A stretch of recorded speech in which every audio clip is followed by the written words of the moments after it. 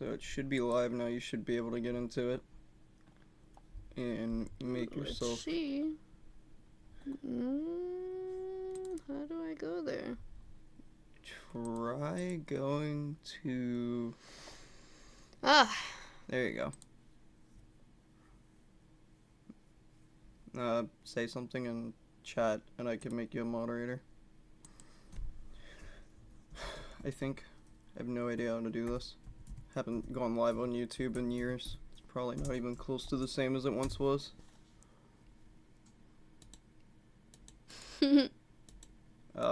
Wait. Is this not how you do it? Can you not do it? Oh, I'm not even signed in.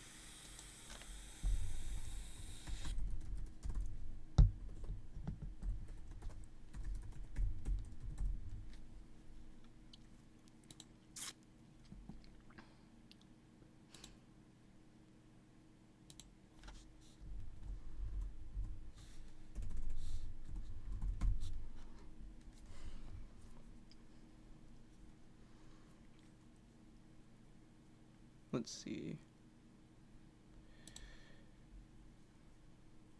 There we go.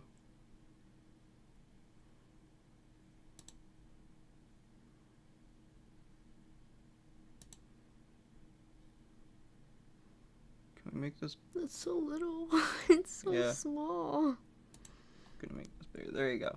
Now you have moderator abilities and stuff. I don't know how it works on here. Ooh, there are emotes. Well, I didn't know there were emotes. That's new. Look at that.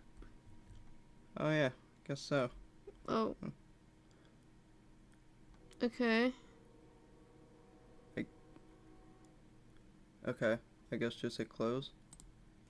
See if that does it again, I guess. Reading it. See if it does it again. Those.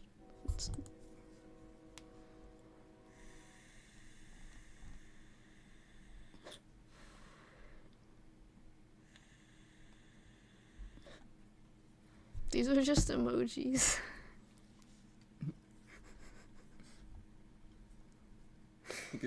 You've gotten too used to Twitch. Yeah.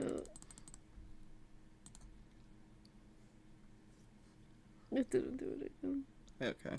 Okay, so how do I actually moderate something? Oh, I see. Yeah, you should have like all privileges. Okay. Okay. There's a train going by. That is rather annoying. It's a very conveniently timed train. Yeah.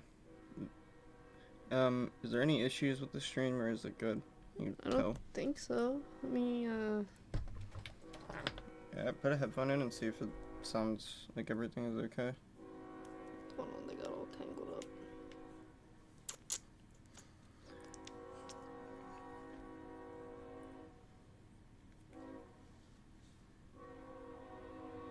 Dude, that train is so loud. Oh my god.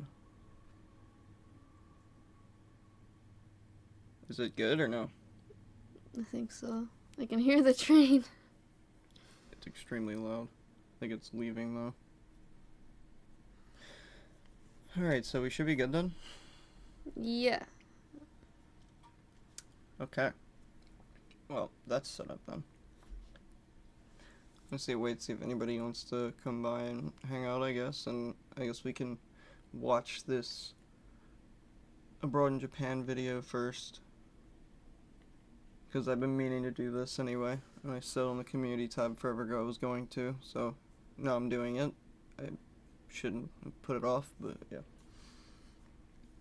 And whatever else, if some other people have suggestions, I kind of want to go over that Jeremy Corbell footage he just released. We could do at some point. Let's see.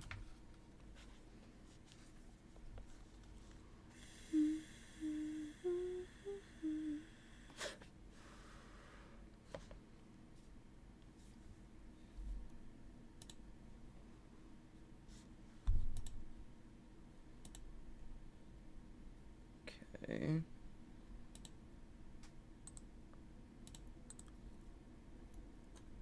Dude, YouTube's interface for this I don't is so like how weird. this is set up. I'm not gonna lie. Is there anybody else even on this yet, or is it I just don't know. Scroll down. Okay, that's what I thought.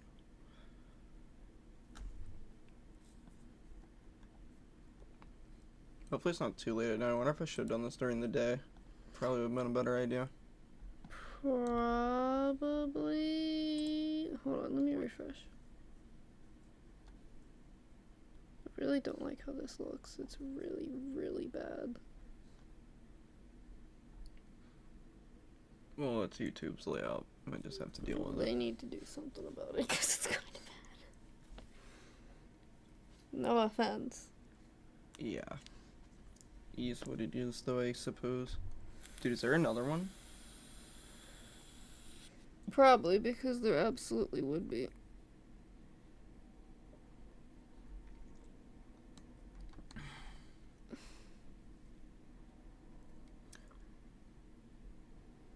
Kinda want to start this video soon, but I'm gonna see if anybody else actually comes in or not.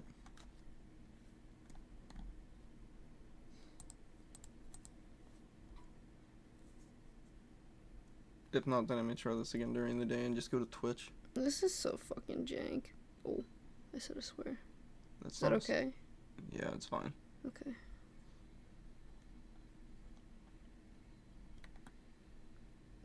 Sorry. Sorry. No, you're fine. You can get away with more on the other platforms. YouTube's kind of like a... They'll let you get away with it to a degree, but it's more like a Christian channel sort of platform thing, even though not even Christian. I mean, they say that, but then they have This is now a Christian channel, okay? ads that are not so Christian. Yeah. Oh, the YouTube ads. They've gotten kind of crazy, not gonna lie. Yeah.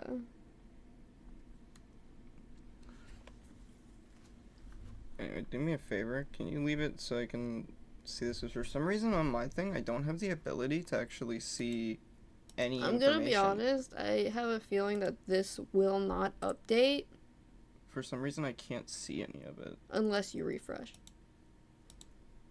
Oh, I just screwed this up. Because this is pretty janky. Well, try to refresh.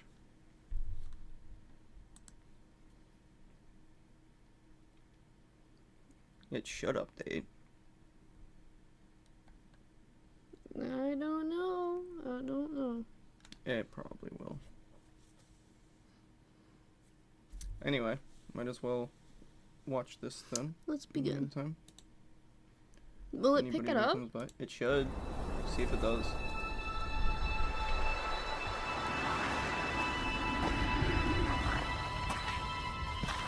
One misty evening in August 1990, Yeah. two men were hiking in the Scottish Highlands when they spotted a rather Is it playing strange looking double through the mic object. though? An object with That no kinda visible worries means of me. propulsion, It's not on simply headphones, hanging though. silently and Actually, you know motionlessly what? in Let me the do sky. something real quick. Suddenly gripped with fear, the men took cover behind a tree, barely Playing able through OBS, to but I feel process like it's what they gonna were be seeing. double. But fortunately, one of them had a camera and the presence of mind to use it. Oh, it's fine. As the shutter clicked, the silence was shattered by the roar of a Harrier jet tearing through the clouds, circling the strange diamond-shaped craft as if it were preparing for a confrontation. It's going bird. And but I then, think without that's warning, just my the computer. object shot straight That is upwards your and vanished, leaving only questions behind. I don't know why The it does photo that. they captured that day has since been called the greatest UFO photo ever taken. I've used this picture though. Like this exact picture. I've used this in videos and like ooh, well, what'd you drop? I don't know. Hold on. Because this picture is allegedly like according to Nick Pope anyway, this picture is supposed to be legitimate. Apparently he had this on like his office wall when he worked at the Ministry of Defense a good investigating picture. Yeah, when he was investigating UFOs. And according to him it was legit, but like I don't know. He's also said some things that I've questioned in the past, but usually Like what? he's pretty legit. Do what? Like what? I don't remember. It was a long time ago. I don't know if it was so much what he said. I think more that, like, for a while, he was showing up, like, everywhere that you looked. And it was kind of annoying. Like, I've done, like, videos and stuff on it, but, like, he would be, like, brought into literally everything. And after a while, I think I just got tired of looking at his face. But that was mainly all Well, it is. damn, okay. Nothing against Nick Pope. He's a good guy. He does a lot of stuff in this field.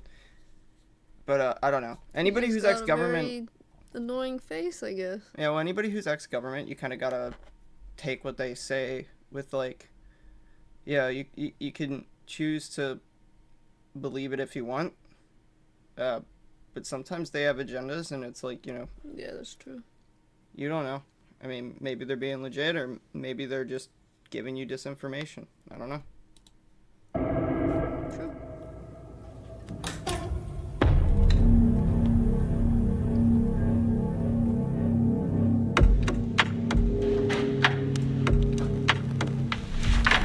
There's footage and records of objects in the skies that What do we you think went into don't putting know this video exactly what together? they are. We can't explain A lot of money. how they moved. Obviously. They did not have an easily explainable good. pattern. When we talk about sightings, the other thing I will tell you Yeah. is it's not just a pilot or just Wish I had a resources to satellite. make stuff like this Usually we have multiple sensors that are picking up these things. There's actually quite a few more than have been made public. It's What do you really think is the most kinda sad likely when you think about hypothesis? it. I think some of the He's phenomena not we're even going to like be a seeing UFO channel. It's like his might first in UFO fact video, be and- some type Well, of he's interesting. activity Well, no, that it's not that. some might Like, I'm not say saying I wonder that's how the this issue. constitutes I'm did saying on a his different channel form of life. analytics. Oh, I it's was great. informed I'm just saying in it the course was of my more on the official lines of, duties like, of a multi-decade UAP content crash strictly retrieval and reverse engineering program. Non-human intelligence Says a lot exists. about my skills, I Non-human guess. intelligence has been interacting with humanity, and there are unelected people in the government that are aware of that. You know, when I tell friends I'm interested in UFOs, the reactions are predictably mixed. Some roll their eyes, others are confused as though I've just announced I'm joining a cult in rural Wales. And yet, look, I get it. I'm a cynical man by nature. I may have stayed in the most haunted There are prison some UFO in the UK cults. and Japan's most haunted hotel, but I don't believe in ghosts. I don't believe does that sound? in the paranormal. Because a belief in the paranormal requires a leap of faith or a personal experience, cult. something I There was simply one haven't that had did, in like, a 35 mass years. spoofing. But UFOs are different. The barrier to entry is lower simply because we have physical data to pore over. Whether Not that's good. They photographs drank or the punch. military grade footage or eyewitness testimony from trained pilots and military officials. It's not about jumping to conclusions about aliens or little green men. That's always been the problem with this subject. It's simply about trying to explain the unexplainable. And I'll comfortably admit, in the past 5 years, I've fallen down something of a rabbit hole. Because if you keep your eyes and ears open to the news, whatever you believe in this subject, undoubtedly something rather strange is going on. In 2017, the UFO topic was blown wide open when the New York Times published an article revealing the Pentagon had quietly spent $22 million on a secret program called ATIP, the Advanced Aerospace Threat Identification Program. Alongside the article were 3 now iconic videos showing Okay, he didn't correct us though, because there was technically, yes, ATIP did exist, but like, it was OSAP was the program that Lou Elizondo is, and the guy who like actually sort of released this footage, and like a lot of people don't even like seem to like realize though that this footage was available on the internet though for like a long time before it actually made it to the hands of the New York Times or whatever, because this footage was on like, it's a really convoluted thing where it was on like this really deep back end of the internet page for some German company. After it was posted to some UFO forum, it was being like routed through it and like posted on this forum, and everybody just thought it was like, bullshit basically, and come to find out it was legit. Kind of wish I had known that when this footage first came out, because I made like several videos on this footage, and actually making like a video with that sort of lore at the time would have probably blown the hell up like crazy. But it is How what it could is. you have known? Yeah.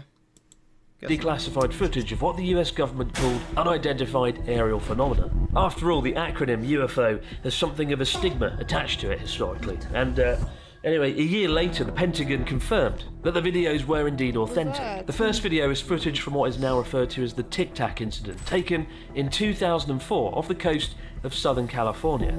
Infrared footage shows a white, oblong object, described as a Tic Tac, hovering mid-air, then suddenly zipping out of frame at high speed, with no visible propulsion, no wings, and no exhaust fume. And most notably, a pilot, Commander David Fravor, happened to see it visually, saying it dropped tens of thousands of feet in seconds and moved unlike anything he'd ever seen.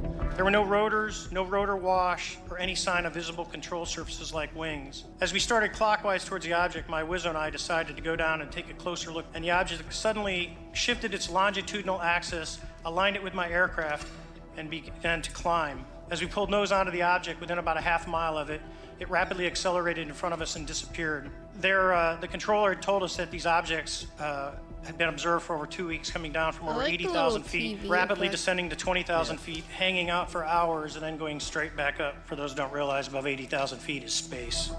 The second video, known simply as Gimbal, was filmed 11 years later off the east coast of the US by a Navy fighter jet using a targeting pod. In the video, a disc-shaped object with a glowing aura rotates mid-air and flies against strong headwinds, with pilots audibly reacting to what they're witnessing. There's a whole fleet of them. Look on the SA. And it's hard to really know what is going on given how fuzzy the object appears to be. They're all going against the wind. The wind's 120 knots from the west.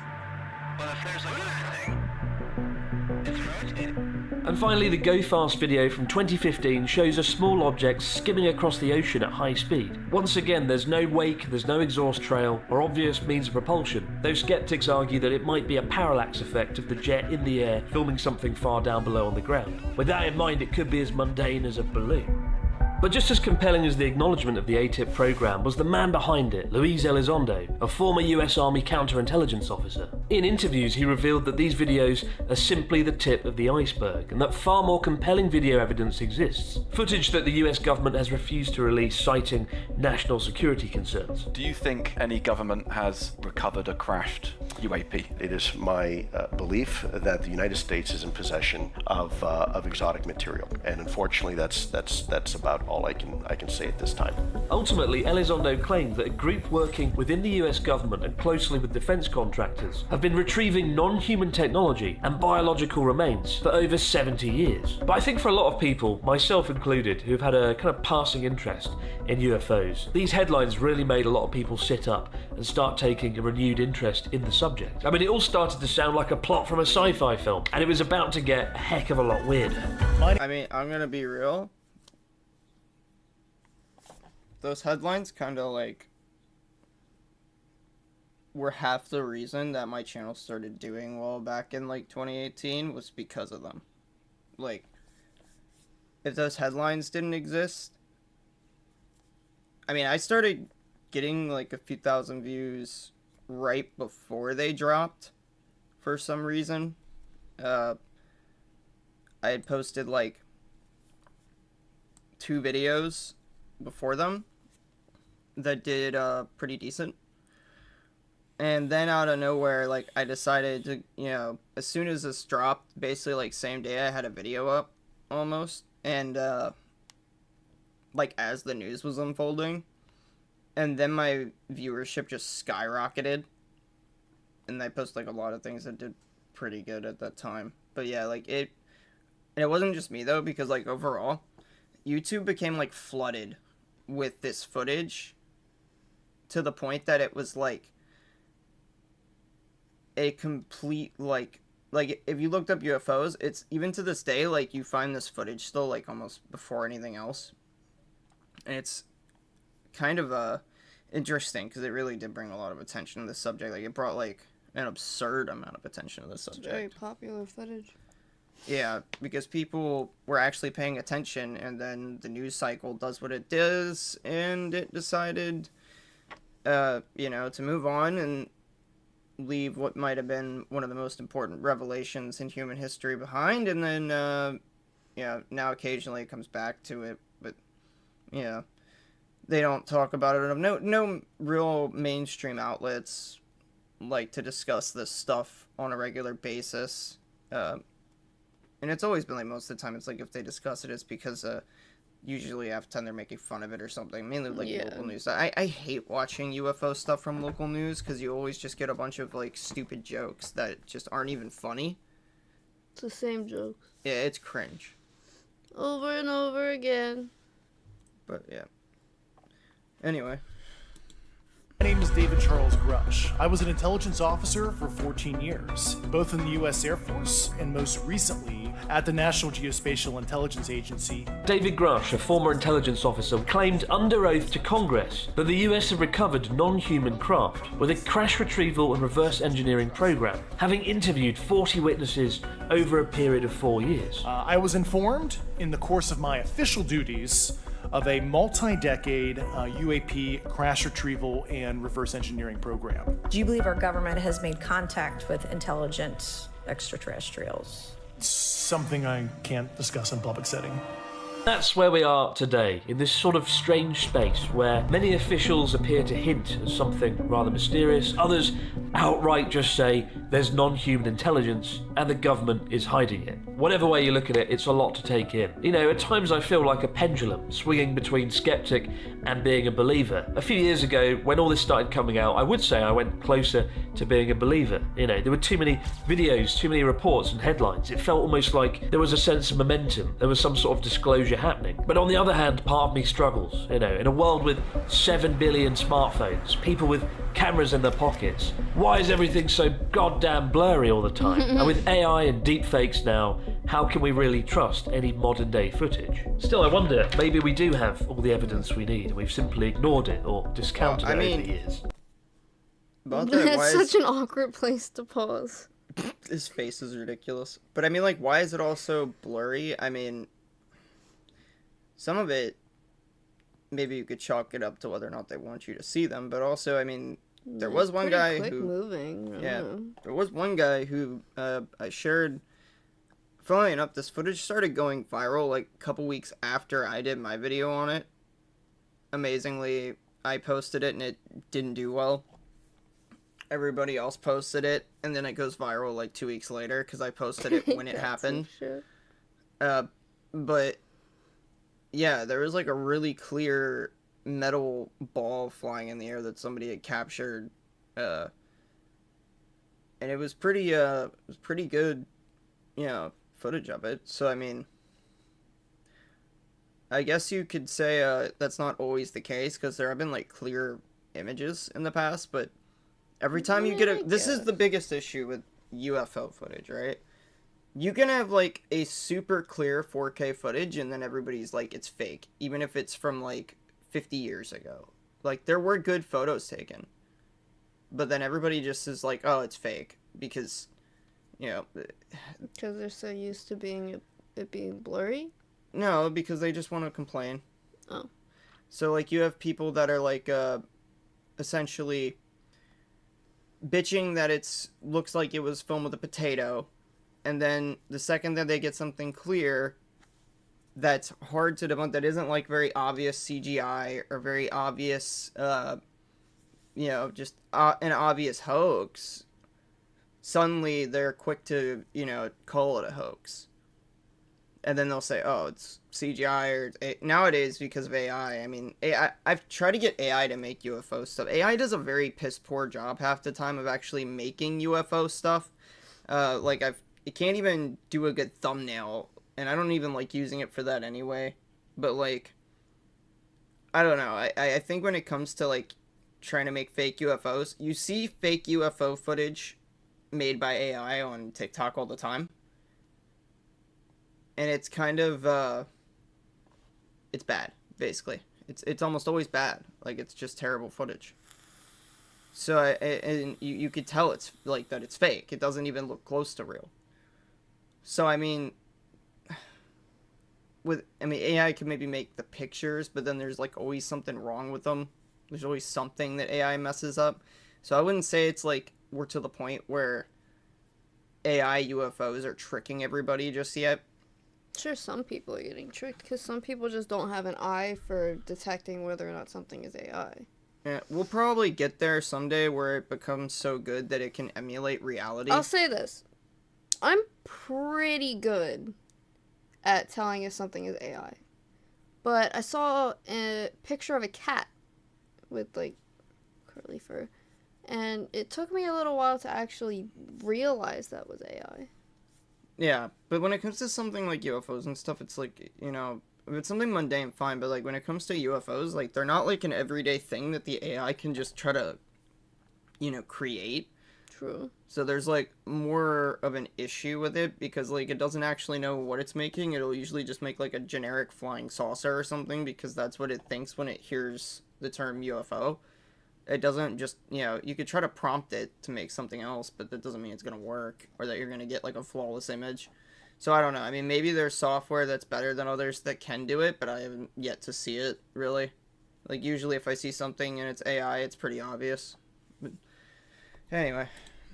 And Lord knows, if I was non-human intelligence, I would be far more interested in a huge nuclear-powered aircraft carrier going around the sea, as opposed to observing mere civilians. And of course, those locations that do have high-tech infrared military sensors capable of potentially capturing these craft. And what about the people making these outrageous claims, like David Grush, like Luis Elizondo? They seem measured, eloquent, and their credentials really do check out. They aren't random internet personalities. These are people who swore under oath with reputations and careers on the line. Sure, you could say they have something to gain financially. I mean, in the case of Luis Elizondo, his book Imminent was a New York Times bestseller. He does speaking tours. He is undoubtedly... Okay, that's my least favorite thing about all these whistleblowers. Yeah, I hate it when they do that. I hate it when they write books. Like, come on, man, stop. You gotta write a book every single damn time, man. And I know you want to make money and whatever, but like... Like, I get that. I do. It's just... Like, if I was a whistleblower and I'm legitimately releasing government footage, I'm not gonna, you know, write a book about it afterwards to try to make money off it, because then it just, like, delegitimizes it to some degree. And I get, but, like, it's really dumb, because when you think about it, they're, like, putting extra information in these books that they otherwise didn't include, and they're, like, hiding that information behind a paywall from the public. And that's just kind of scummy. If it's really information that everybody deserves to know, then just tell us, man. Stop, like, trying to make people pay for the reality that we live in. That's ridiculous. Like, either you have something to say or you don't. Like, I'm not gonna pay you for it. Yeah. Anyway. financially invested in this subject. But ultimately it comes down to two unsettling possibilities. Number one, a number of highly credible individuals have been completely misled. And honestly, that might be a more terrifying idea than UFOs, given these are people often at the top of government positions. Or number two, something really is happening, something that defies our understanding of physics, technology, and perhaps reality itself. Now, I've been wanting to make this video for years, partly for my own sanity. You know, I feel like there could be something huge going on, and it is slowly being drip-fed to the public. Like, when I think about it, if I was in the government and I wanted to announce the presence of non-human intelligence, the best way to do that would be slowly and surely warm people up to the idea. Like, think about it, if the government outright announced right now that there was non-human intelligence here operating on planet Earth, think of the absolute panic, the fear, the terror that would ensue. And what better way to inform the public than doing it slowly? Yeah, I used to believe that. I don't believe that anymore. I think that if the government came out and told everybody'd be like, oh, whatever, they're gonna pay my bills, and then just go back to work. Nobody's gonna care anymore. I feel like this subject has become, too many times, I think, now. It's been said that things are coming that hasn't came, and I think people are to the point where if you actually give them the information, then they're just gonna not care. They'll care for like 5 minutes, and then they'll go back to whatever they were doing. They're like, well, it doesn't affect my life unless they're coming here to blow us up. So, I mean, and even then, like, would they actually care? Some people would jump for joy at that knowledge. Some people would probably just be like, some people would probably just, you know, some people might care, and some people might just think it, you know, is a lie, and then other people might care. I mean, I don't know. There was something what Jeremy Corbell said where he said that the government was going to announce some UFO coming here, and by, was it 2027 or 20, they were going to announce it 2027, it's supposed to be here by like 2030 or something, and, yeah, who knows if that's legit or not, but, I mean, he's not the only person I've heard that through, but I don't know. It just seems kind of ridiculous. Do what? Yeah, this planet-sized one apparently. Oh. Seems ridiculous, to be honest. I think I remember that. But I mean, it could happen if they want to do like a Project Bluebeam type thing, but for some reason, I just don't think it's gonna. I mean, I don't know. We'll see. I'll believe it when I see it.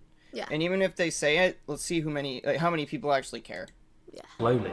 And clearly, it's kind of working, because 42% of the American population believes in UFOs. And the question I ask myself is, why do I have an interest in this, or a belief in it, perhaps, more than my friends around me, who are, as I've said, fairly skeptical? Like, does having an interest in science fiction predispose you to the subject? In a weird way, you know, do you want it to be true? Do you want to believe? And the answer is yes and no. Like, on the one hand, yes, I do want to believe that there's more going on than this. I do want to believe that there is other life out there in the universe, that it's not just one big cold... When it comes to, like, the population believing in UFOs and stuff, like, I kind of look at this from the perspective of what it was like the first round of congressional hearings when my dad called me, because he called me and was like, Richard, you've been vindicated. That's what he said to me. He cared for, like, a day, and then he stopped caring. All about it. Yeah, then he just stopped caring after that. And I think that's most people's reaction to this at this point. Because I think people used to care more before the government started opening up at all with this stuff. Because back then it was a bigger mystery and people were like, oh, we want the answers and we want disclosure and everything. And so, I mean, everybody did. And it was like, you know, used to stay up all night, watch like UFO documentaries and stuff. And like, that's why I made a channel talking about UFOs. Because like, yeah, I was interested in the topic. And I mean, I'm still interested in it. But I could see how people... you know, with all of the government stuff that's happened around it, may feel a little bit like it's been played up to get their attention to sell books at this point, and less about actually telling us anything, and it might have just ruined public interest in it altogether.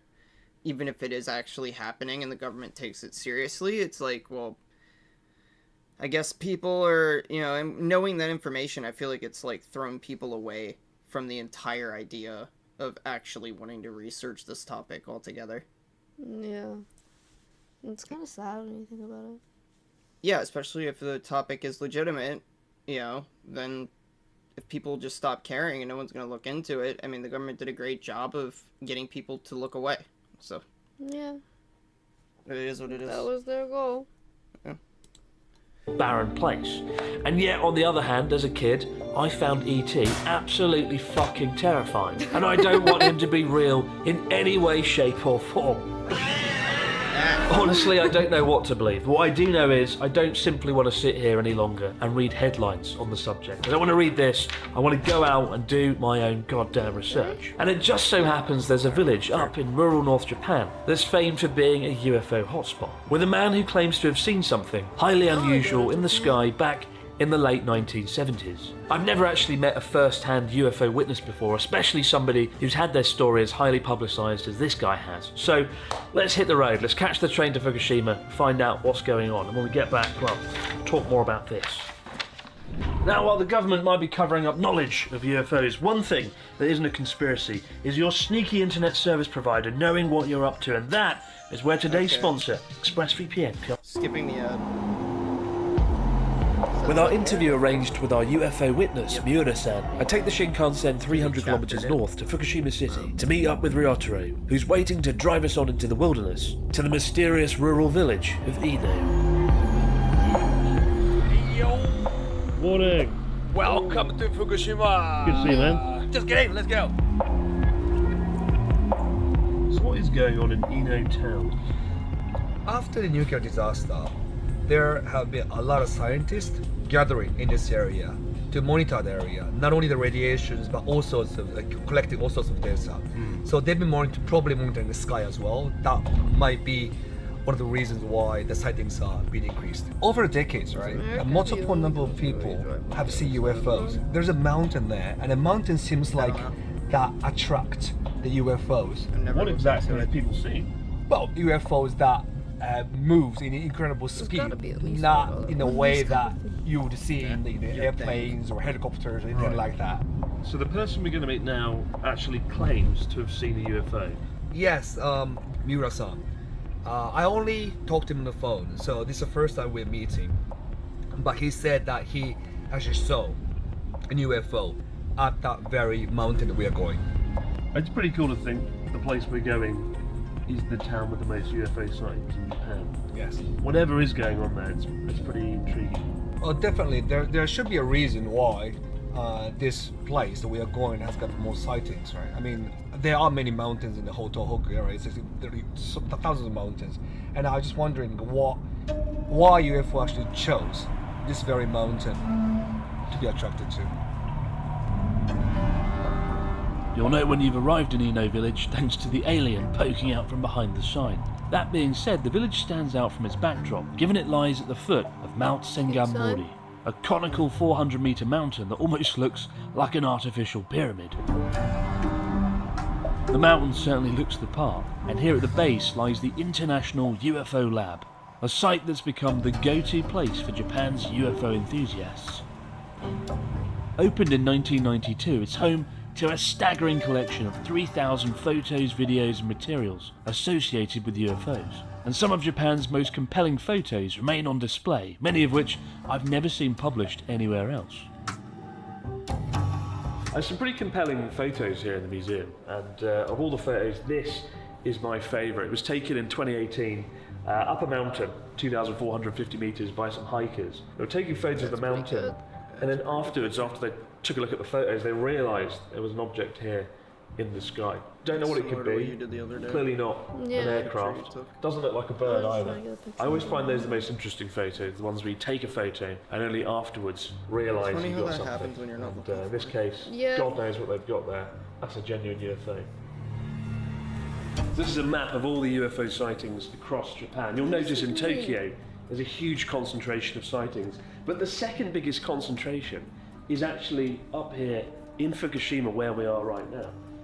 Each one of these oranges has multiple sightings. For example, where we are, there was a sighting in about 1974. It says an entire school of children saw 10 UFOs.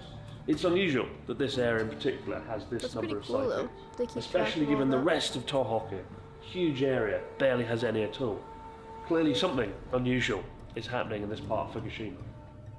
It's not long before Miura-san himself appears, and I'm instantly struck by how unassuming he is. This isn't a man who strikes me as somebody who wants publicity. And after showing us a drawing of the UFO he witnessed almost 50 years ago, above the summit of Mount Sengamori, he begins to tell his story. UFO を見たのはですね、昭和52年10月です。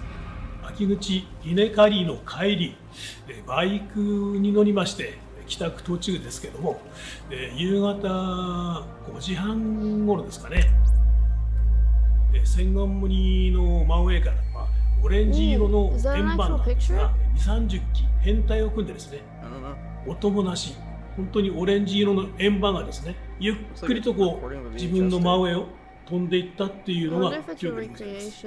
で、その光がすごく眩しい光で、だいたい時間的には10分歩かないか、そんな感じでした。この世のものではないなという感じで、思い出していますよ。この近くの方々に僕たちいるんだよっていうこんな感じで伝えられてるのかなと思いますね。Really interesting hearing Miura-san's story. And you have to wonder, what the heck did he see? I honestly don't know. Something like an ember in the sky. You instantly think, could it have been a fire, maybe? A fire on the mountain? Somebody doing a bonfire or something? But then he said he saw it in formation. Yeah, this is so first time I I've really been live don't on know. this channel forever. We decide to climb up the summit of Mount Sengamori, where he spotted the UFO, to see if we can find out anything unique about the mountain. The summit is said to be a popular spot for various occult gatherings, and sure enough, as we arrive at the top, we spot a man who appears to be saying a few words with a series of bizarre hand gestures that neither Ryotaro nor myself have ever seen before. And after declining the opportunity to be on camera, he disappears back off down the mountainside. Sengamori objectively has one thing going for it though, the rock beneath the mountain is highly magnetic, something the village encourages travellers to test out with a rather surprising item in a can. So we've reached the summit of Sengar Mori, and it's eerily peaceful and quiet up here, with jaw-dropping Yeah, I was never views really much for across all of lives Fukushima. back then either. Perhaps the only thing more mysterious than this mountain is see this, how it goes a on compass in a can. I've never seen one. You probably haven't either. This mountain is comprised of very magnetic kind of rock. And YouTube has been a little bit rough with my content lately, if I'm being honest. I made a video about Trump basically talking about the New Jersey drones, and for some reason after that the algorithm decided it doesn't like me anymore and then just stopped showing it wasn't even a political everything. video, it just involved Trump. Yeah, and then out of nowhere YouTube was like, oh, we're not going to show you to anybody now. And I'm like, my impressions just dropped like crazy, and I'm going to keep trying, hope it keeps going, but YouTube is really trying to make it difficult, I'm to be honest. But it is what it is. I'm not doing it for YouTube, I'm doing it for me. So I like the topic. Some in this can, and you can test it with a little compass. So without further ado, Yeah. there's the rock, and there I need to adjust. is our compass. Let me just check. Okay. Doo. Ho ho ho. It does. Look. Wow. So it is highly magnetic, huh? What is that? Look. Wow. A magnetic rock. So this supposedly why is one of the reasons why this whole place, a mountain, attract UFOs. UFOs love magnets. That's what they say. The mountain is I like it. magnetic. I guess. I don't know. I never. I know they like, you know, I think I missed radiation. something, I'm not gonna lie. Yeah, no, that's what he's saying, because the mountain's magnetic. But like, I know they like radiation. But like, I'm specifically thinking along the lines of like, well, I know that allegedly, I can't say I know because this is allegedly, the TR-3B uses some sort of electromagnetic propulsion, and that's like U.S. government reverse engineered tech. I mean, and the reason I know that is just because the patent's on the internet, so you could see it. Like, anybody can look it up. Whether or not, you know, if they're using it because people claim to have witnessed it and seen it, then, you know, that's totally a separate thing. But like, if they actually use that for propulsion, which is debatable, depending on which whistleblower you want to go with, but then maybe I could see it. I don't know. I just think they have more of an interest in nukes than they do in magnets or whatever, but maybe they have an interest in magnets. I don't know. I found it. You found the patent? What fun looks like when you're 52. Spawning Whether it's magnetism, radioactivity, or something else in play here, Eno Village has left me with more questions than answers. One thing's for sure, the village itself... When I still lived in Florida, I saw something similar to that. I was near Illinois Air Force Base. Oh, well then, there you go. I've heard people had sightings out by that base. People have sightings near multiple bases of these things. So, like, I'm fairly certain that they used this. I mean, actually, there's a base that's not even very far from here. Yeah. And I was watching fireworks with my grandfather one time, and he was like, "It's a UFO," and I'm like, "Yeah, it is. What the heck?" Yeah, I saw something in Florida. And I don't know what it was, but yeah, it's got to be reverse engineered stuff. Yeah, exactly. I've come to the conclusion that like anything triangle shaped, like those black triangles, is ours at this point. I mean, I've been digging in this crap for so long now that like I came to that conclusion forever ago. I mean, I said that in like really old videos, but like that's basically where I've been at, and a lot of people share that opinion, just because like. It doesn't really make sense otherwise when they're always spotted near like our bases and things like that half the time. So yeah, it's kind of obvious when you think about it, to be real. Makes a rather anomalous backdrop here in North Japan. What do you believe, having been to the town? So I've been here and then meeting Mira-san and hearing his stories, little silver orbs, seeing all these pictures. It yeah, made me the a bit silver more orbs. I don't think those are ours. The balls? Yeah, I mean, I'm not gonna say it's like impossible, but like I mean, that's like the big thing people have been seeing, and it's kind of like funny when you think about it, because I go through a lot of UFO footage to make videos, and when I actually am digging through stuff. 90% of it is just an orb of light in the sky. I like the blue squiggly worm type thing in that one video. My wife and I have seen those a lot. Yeah, you see them more frequently than anything else. Did we share that one? Which one? The blue squiggly worm. I don't worm remember. light, the one that's like, it's blue, and it Oh, that one from does Twitter? this? Yeah. It Uh, goes like that? I think I was going to, and then Casper Site shared it before me, and I was like, you know what? He covered it already. I don't want to post this immediately after him, and then have people be like, Casper Site already did it.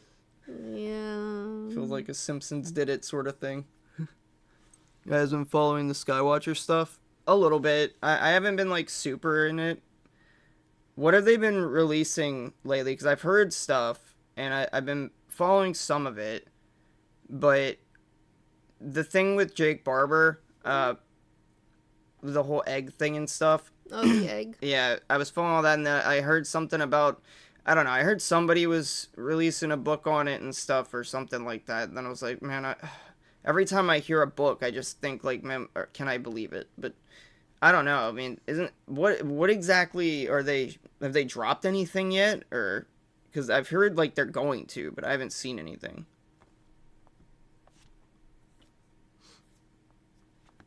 Episode 2 is getting into it more. They showed all the all the changes. classes they're spotting.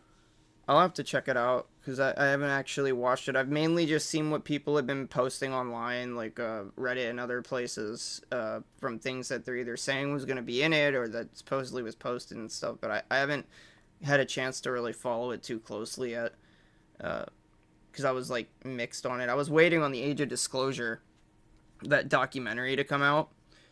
I was a little disappointed with some reactions to the egg, I'm not gonna lie. It goes into detail you'd enjoy. I'll check it out, for sure. Is it, where are they, is it like, where are they showing it at?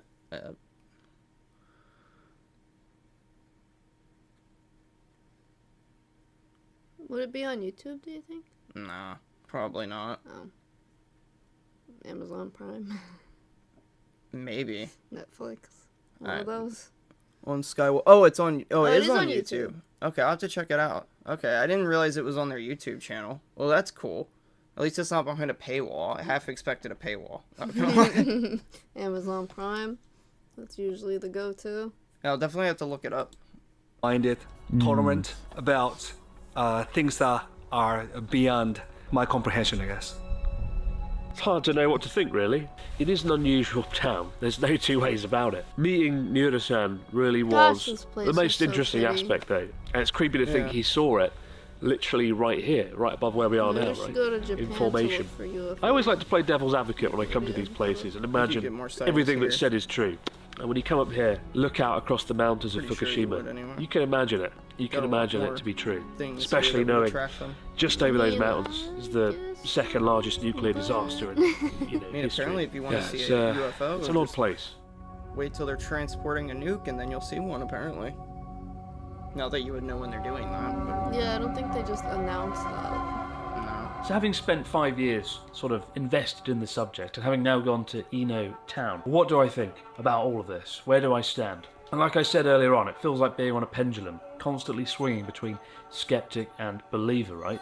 You know, the story of this Calvin UFO is absolutely fascinating. What do I think this is? Well, back in 1990, when those two guys were hiking through the mountains of Scotland and they saw this object in the sky, took a photo. They were working as chefs at a hotel in a town nearby. The photo got sent to a journalist, and that journalist sent it to the Air Force to try and work out what the hell was going on. In the days that followed, one of the workers at the hotel saw a car approach the hotel with two men in it who walked up to the chefs, had a conversation with them and put the fear of God into them. In fact, those two chefs disappeared off the face of the earth not long after. And to this day, the man that took this photo remains a bit of a mystery. What's most incredible about this photo is for many years, we only had copies of it and drawings because this original You think photo he would've remained came forward hidden if he for was about still 20 alive. years, only coming out in 2022, when the journalist who had a copy of this Whatever photo those rediscovered guys it in said his to him, must have garage really shook and him. actually shared it publicly. And Sheffield University actually did a report that's about 30 pages long, investigating Apparently what it something was similar and what they happened believed in it to be. India. It's a and fascinating vanished. read. I'll put it in the description box below. But the verdict is, it is a real Real-life object. Men in Black. And in all likelihood, it probably is some form of military technology, because this photo, taken in August 1990, was snapped around the time of the first Gulf War, when military assets were being shifted. You know what it around looks Europe, like in that particular picture? In the UK. Like, it has the... It looks like Cash Landrum. The diamond shape of this thing, it looks like what they described in the Cash Landrum incident, except that this is flying sideways instead of upright, like they claimed, and there's obviously no exhaust from this. But, like, if that was a prototype of this thing, because Cash Landrum happened, if I'm not misremembering, way before this UFO was photographed. And this UFO was photographed in the UK anyway. It wasn't even photographed in the US. Then it might make sense that maybe this is a more advanced version of that. But that's just my thoughts on that. I don't know 100%. Obviously, this thing could totally just be some ET crap they filmed, but I don't know. It's possible it's government if that really was, because there was an entire thing with this in a UFO Hunters episode forever ago where they went to interview, I forget, like the colonel or something at that base nearby that would have allegedly had the Blackhawks that they saw following the craft. And this guy obviously is not going to tell the truth, but he's claiming up and down like, oh no, it wasn't us. But at the same time, I think somebody found some sort of patent blueprint or something somewhere that was filed by the government for some sort of diamond-shaped craft that was like a singular person vehicle or something like that. I don't remember the exact details, but maybe that's what this is, and this is just like a perfected version. I don't know. Characteristics of some form of stealth craft. It's not too dissimilar looking from the stealth fighter, the Nighthawk, that was deployed in the Gulf War itself. It looks but nothing I maintain like it. an open mind, and the story behind the photo... Wait, what? There's no... What? Oh, I think I've seen something about that too. This picture is talked about a lot. Yeah, it really is. I mean, I guess it could look like it maybe from a certain point of view. I mean, I've shared this picture before, but there's no tails. Contact solution in my eye. I'll be right back. I'm just like, I'm kind of shocked because, like, what do you mean this looks like a... I'm sorry, but... Yeah, if we look at it in the right light, from the right angle, and we maybe put some beer goggles on, maybe it'll kind of look like it. Yeah, just get, if you're drunk enough. Yeah, then it kind of looks like an airplane. Bro, it's a freaking diamond. It's got no... I mean, it doesn't have stabilizers. Dude is reaching, it looks nothing like it. No, it doesn't. Like, I can't... Oh, man, that's wild. Oh, I hate the spring. Yeah, spring is really not fun. I'll wait till you get back here to restart this. Oh, man. No, I don't know what it looks like, but it ain't that. I mean... No, it looks exactly the same. What do you mean? No, I think it looks more like a U-2 spy plane. And imagine it seems like these craft evolved over time, whether it's ours or not, it's all fascinating. It really is. And there's literally an airplane right next to it for reference. Like, the size of this thing, I'm pretty sure that's a passenger jet. That's right alongside it. This thing, I mean, maybe it's a little further in the distance, but this thing's massive in comparison. I truly think we're seeing both between all these different types. Yeah, we definitely are, because, I mean, let's be real. The U.S. government has had this technology since, like, sometime... I mean, if you ask me, I would say 1947. Grush says before that. But I would say that when Roswell happened, that's when the U.S. obtained this stuff. Maybe they had the one from Italy, like he claimed. Because he claimed that they had some sort of craft that they took from Italy after, I forget, was it World War I? Or something, World War II? I don't remember which one he said. He said it was 1930s, so it had to have been World War I. So, he said that they took some sort of a craft. I think he said, like, cigar-shaped or something like that. I don't know. Who knows if he's right. But considering that we've had this stuff for so long, of course there's going to be some sort of copycat technology we've made to some extent, even if it's not as good. Like, even if we couldn't come up with, like, the exact mechanisms to make it function identically, we probably have came up with something. And to make it even more, likely when you think about it, considering that Lockheed Martin allegedly did try to give a UFO back to, I guess, ALSAP was they keep changing the name of the agency. It's all the same stupid thing. ATIP, ALSAP, whatever. But considering they tried to give this UFO back to them, and then the CIA was like, nah, bro, that's not happening. You keep it. Yeah, you keep that. I could see how that's yeah, I could see how that's ours. Is almost as fascinating as the photo itself. My second favourite photo amidst this pile is this one, 1971 in Costa Rica. A geographical survey was being undertaken in Costa Rica. An airplane was taking photos of the coastline, and when they looked back, they found this anomalous metallic object floating in the sky. Again, to this day, it's never been solved. I've seen this one before.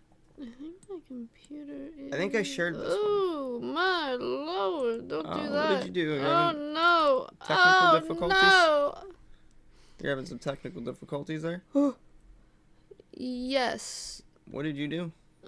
My computer, it's got like a bit of a lag going on with the current video output, I guess. I see. I keep ending up like 30 seconds or 40 seconds or so behind, and I'm trying not to let that happen, but it just keeps happening, and I don't understand why. It's probably just my computer, and it's not an issue with the stream itself. But... Okay, as long as it's your computer and not stream, then it's fine, because your computer's not the one streaming the stream. Yeah. Anyway, let's go ahead and get this. But yeah, I've seen this photo before. I don't know why. I don't remember it being in black and white, though. I remember it being in color. Probably made it black and white to fit with the aesthetic of the video better. Yeah. Maybe it was black and white. I don't remember.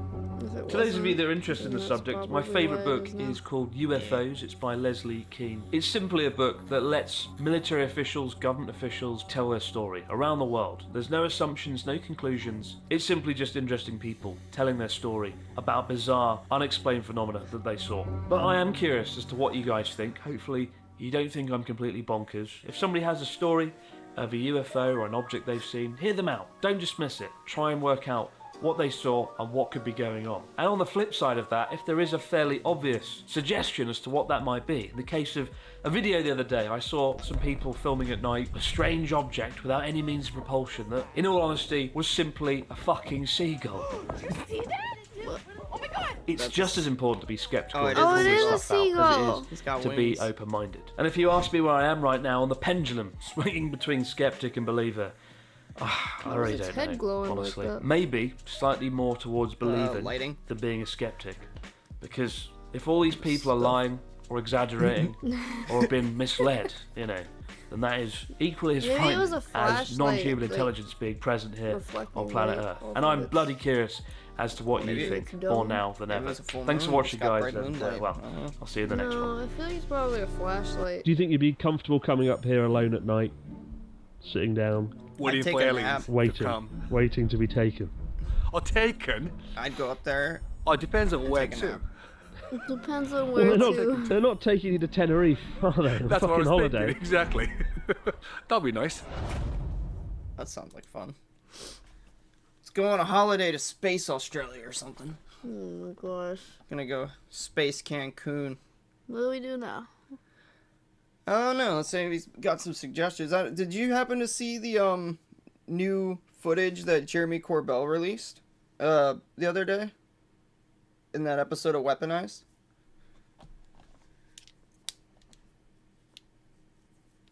Because I was thinking maybe we could check that out if there was anybody who wanted to see it that hadn't seen it yet. But who knows? It's been out for a few days. People might have seen it.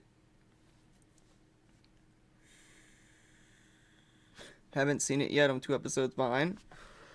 Oh, I got you. Well, he posted just the clip, so you know what? I'll just go to the actual footage. We can just look at the footage. Why not?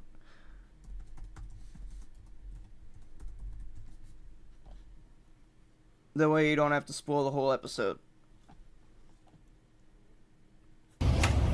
I was gonna make a video about this soon.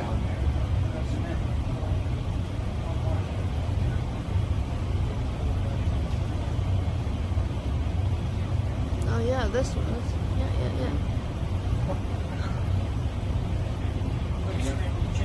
Apparently this was in 2023. Deploy the VVSS team. That like 22,000 feet.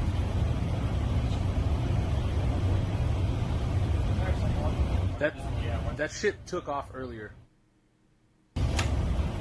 Like OG splash footage. Yeah.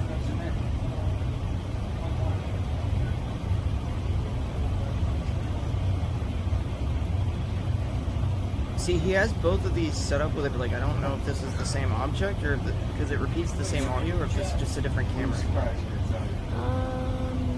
They kind of look the same to me.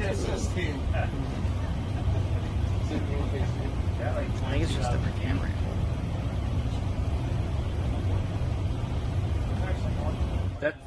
That shit took off earlier.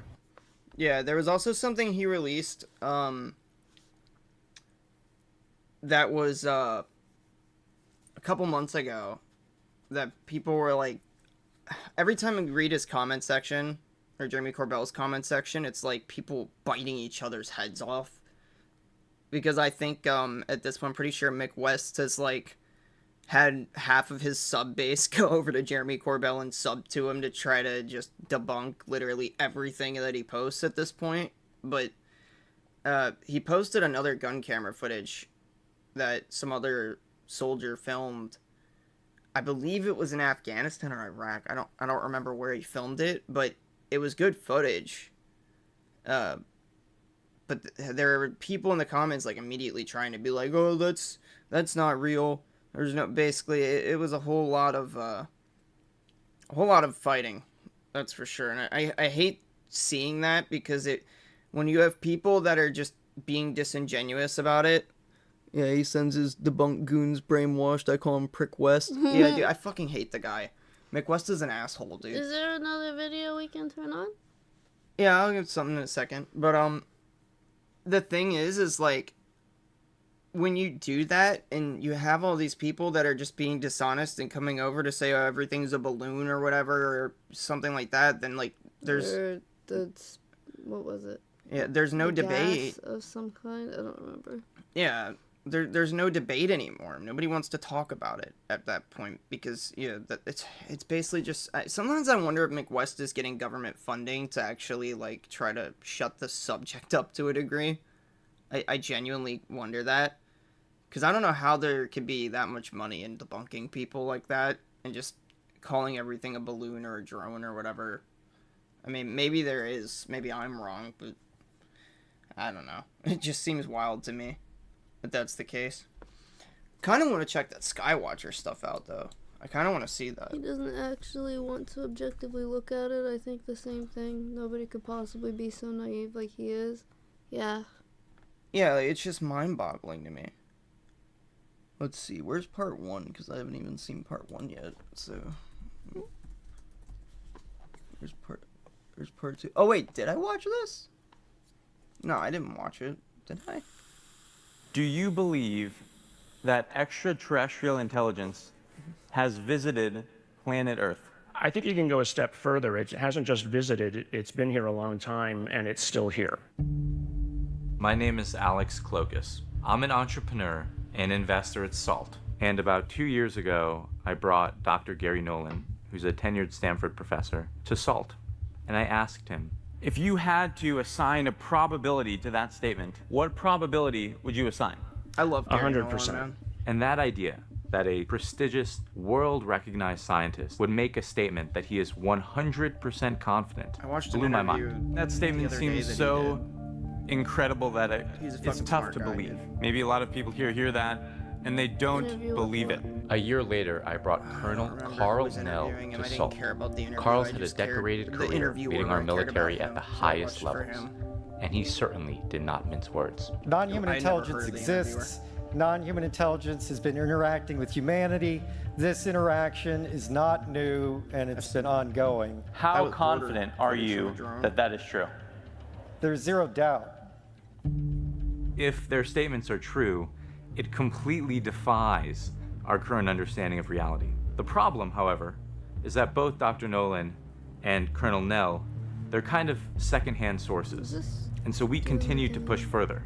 And ultimately, we found this guy is those funding a primary lot. He sources. seems to genuinely We want found disclosure. I folks think they're that are wanting to do actually it themselves on with science the that the crash government doesn't recovery open team. up. They I'm have glad been around, somebody's doing it. they have held, and they have transported My computer's supposed wigging craft of If I had the non-human money origin. to do it, I'd be doing Their it. claims are so But bold and fortunately, extraordinary I'm not, you know, that they truly are I don't have a couple tough $100 million to in the believe. bank to throw at that, so. So we set up an initiative If to I go did, one that'd be the step first further. thing I'd do.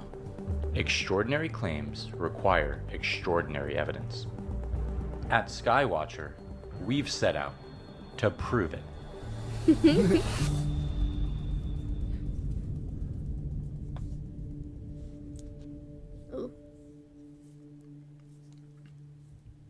First, let's meet Jacob Barber.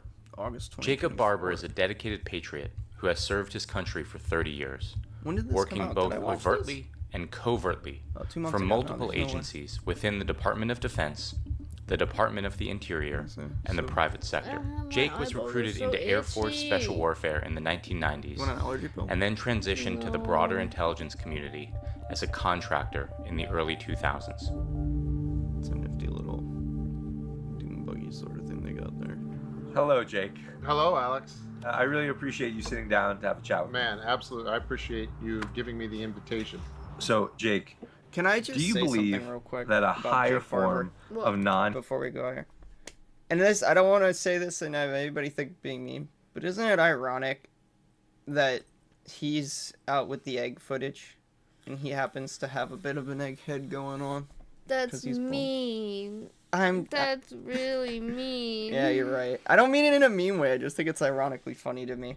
Anyway, moving on. and human intelligence has been visiting this planet? Well, yes, I do. And when you make that claim, Jake, how confident are you that claim is true? I'm 100% confident that that claim is true. Oh my goodness. Oh boy. Yeah, right? Yeah. Here's the cue ball Well, look, let's kinda like your dad. let's dive into that a little bit. So Okay. you were involved in some form of crash recovery projects that Yeah. involved frontier experimental tech from the U.S. government. So the crash part of it, crash sounds like something that's unintentional, let's say. Yeah. So the reason you would have a crash recovery What's your program opinion to on all begin this with, psionic a broad stuff? crash recovery program, Asking, you wouldn't set up a program like that in my order eyes are to messing go up too. get I'm asking exotic or non-human seem aircraft. to So see. teams are set up and I hate trained this and thing. outfitted Yeah, with it's all getting to the me too. tools and techniques and training, I'm all 3 Ts, sniffly and my eyeballs are in all order itchy. to facilitate that making my mission. eyes blurry. So, if hypothetically, Yeah, do you think all this psionic something stuff was legit? ridiculous were to happen, and something of exotic nature were to crash, you're going to call the people that have the most experience with that, and they're going to be the ones you I think deploy. there's something to it And I'll add a because fourth I wish I T could to read. that, which is trust. Because they're going into more detail in the because next of, episode and touch on it in our this video. particular past and history, we had the trust of the Yeah, U.S. 'cause government. I'm not gonna and lie. we were deployed on... At first, I had to go. I was questioning it at first a little bit when this first dropped, because the reason I questioned it might be a premeditated bias because of Stephen Greer, because he did that whole thing where he took all those people with his CE5 thing. He took them to the beach and like was proven to have dropped flares and like scammed these people out of like $2,500 a piece. So when they said this whole psionics thing, I know the CIA was involved with like remote viewing and all that stuff. I'm aware of all that, and I've tried to do a little bit of it, and I know it's legitimate. It's just a matter of like, though, I'm if these are like similar to the DMT entities and stuff, I'm sketch about it, but open to anything after seeing the orbs myself. But yes, Greer's a big red flag in my book. I can't stand the guy, man. It's crazy seeing people talk about how great he is, even after the whole flare thing. I'm gonna be happened. honest. If I got as much attention on YouTube as Greer gets, I would straight up spend half my time telling people that Greer's a freaking clown. Pretty much. I really can't stand him because like I think Greer started off with good intentions, but he's just a narcissist. That's part of the main reason I can't stand him.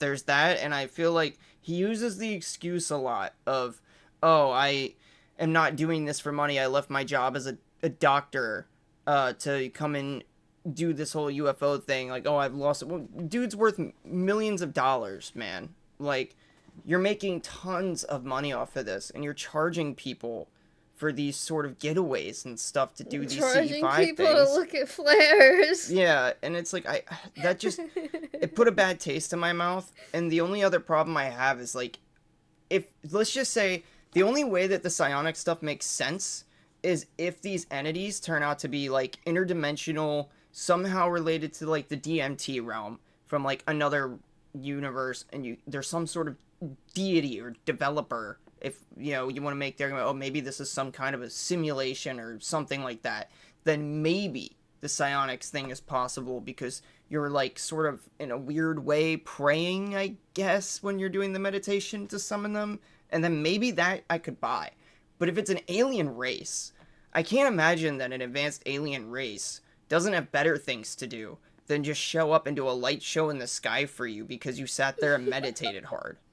Like, that's the only thing that makes me question it. Otherwise, though, you know, who knows? I mean, maybe it's possible. If it's interdimensional, because Grush did say at the first hearing that they could be interdimensional, then it's possible. It seems like there must be some tech that picks up on brainwaves. Yeah, I mean, that's also a possibility. Especially interdimensional tech, I could see that. And there was some speculation that the ships are flown, and I think Bob Lazar said something about this forever ago. I can't read. There's an AI company now that has brain-reading headsets. Yeah, I mean, Elon Musk, he made that freaking what the heck is it called? The Neuralink. Yeah, he made that Neuralink thing. It can read your brainwaves. I mean, we had a thing similar to that back in the 80s. I bet advanced civilizations would have perfected it. Yeah. Probably. It's possible. So, you know, thinking about it from that way, yeah, maybe. I still just don't know why, just because, you know, you thought really hard that they would show up for you. Because, I mean, like, they don't owe you anything. I mean, if you're out there meditating and they're taking a dump, I don't see why they're going to get off the toilet real quick and run over there and show up for you. But maybe that's not the case. I could be totally wrong, you know? And I'm more than happy to be proven wrong. I would love to be proven wrong. I just want to, yeah, I'm going to give them the chance to prove it to me. That's what I'm getting at. Particular tasks, which included the recovery of exotic craft of non-human origin that were connected. That's one problem that this field has. A lot of people are very gullible. What about the craft immediately eat into anything? made you so certain don't know. that it was non-human in origin? Well, first of all, it was the reaction of our entire crew and our leadership structure. So it was atypical from how we would communicate and treat any other crash recovery. And then the object or technology itself was something that was inconceivable as being man-made from my perspective and the perspective of my teammates. What made it inconceivable, though? Inconceivable was that visually completely abstract. Yeah. But abstract in a very specific way. And what I mean by saying that is it's abstract with a consistent public idea of what an abstract aircraft would look like. So Jake, I mean, like an egg? What does that mean, man? When you say abstract, you say there's something crazy about these aircraft. I mean, like what? Like, can you? I'm sure there's a lot of stuff you can't talk about. A disc. What, a metallic egg. Oh, is he talking? A metallic egg. Wait, and what? do you have any idea, like, I'm confused. how these craft were piloted or controlled? I remember in the News Nation interview, he said something about there being, what did he call it? 8 gone? That was like a saucer, and then there was the egg, which let's not get too deep on the egg. That wasn't his fault. That was somebody else who released that. That was working with him. Maybe he stands by. Maybe it's legit. I don't know. They're gonna show 7 classes of ships with footage. Okay, now that I need to see. Let's see it. Well, it was obvious that this crash recovery effort was coordinated with another program that had to do with an interest in how consciousness had an impact or could interface with technology. Yeah. We were also invited to be part of a program that dealt with the research and development of Like, what do you have to do to be able building to do of a this? system in which a particular But they might human, not I non-human, feel a like there's particular gotta be some human sort of mental with a preparation you'd have to go disposition through. Maybe some and people are more talent talented than for others at this. manipulating I mean, their he own said that was a consciousness thing. could interface with certain So maybe that's all it technology. is. Maybe you have to So have to be born there's a with it. certain effort to reverse engineer these craft. That Maybe. effort very quickly led to the idea that the power plant for these systems and the interface to manipulate that power plant wasn't done through a mechanical interface of levers of phalanges in order to manipulate control systems. Yeah. It was done through the mind. Huh. Yeah.